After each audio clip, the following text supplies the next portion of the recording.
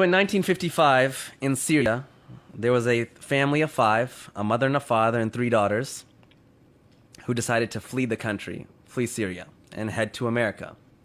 Now, the father told the wife and the three daughters, listen, I'm going to go to America, I'm going to go to California, I'm going to get everything set up, and then 3 weeks later, you and the three daughters come meet me in California.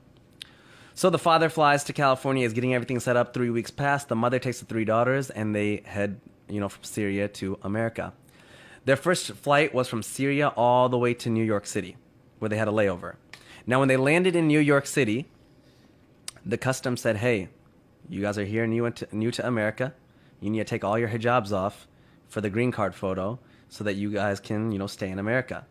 So the mother, being by herself, not really knowing the English language, is nervous and scared. She said, okay, she took the hijab off and took the photo, put it back on.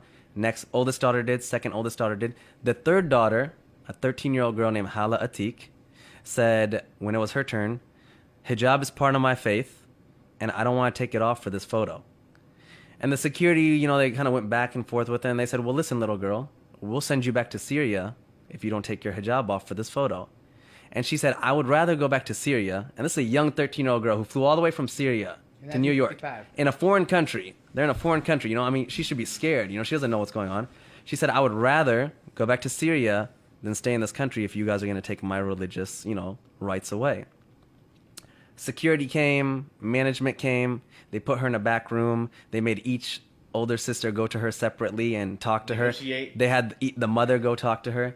Then the 13-year-old girl said, I don't care who you bring back here. I will not take my hijab off for this green card photo. After 2.5 hours passed, the whole security's there, management's there, cops are there. They finally said, hey, little girl, you can keep your hijab on, you can take the photo. And I have the photo. It's a beautiful photo. It's a black and white photo. What year is this again? What was this? What 1955. Year? Wow. Now, the mom is super upset at this time because she's nervous. She's missing her husband. Syria to New York is not an easy flight. And she's like, you're so stubborn. Why don't you just listen to me? So they grab their suitcases, and she's like pissed off at her daughter. And they run to their next gate. They miss their flight. So now this family who spent all their money, they're like, Syrian refugees. They're now like even more scared and even more worried. And the mom's like, now what do we do? They go to United Airlines. They talk to them. They negotiate. They're like, well, we can't do anything. You guys are making it difficult. Finally, they mutually agree that we'll put you on the next flight to California. They get on the next flight. While they're flying to California, the mom is yelling at this 13-year-old girl like the entire time. Like, you're so stubborn. I miss my husband. I'm tired. They land in California, and their husband's, the father's there, and he's in tears and he's crying. And he's like, you're alive, you're alive. And they're like, why wouldn't we be alive? The flight that they were supposed to get on, American Airlines number 191, crashed, killing 295 people. It was the biggest crash in American Airlines history. And the young girl, Hala, 13-year-old Hala, looks up at her whole family and says, hijab saved our life. Wow. She was there in California. I'm having an event on September 8th. Hala was there. Hala's coming. She's now like, an old woman. She still wears hijab. I put this on my platform, Muslims of the World, about a year and a half ago. Over 40 million people ended up reading that story because it went viral.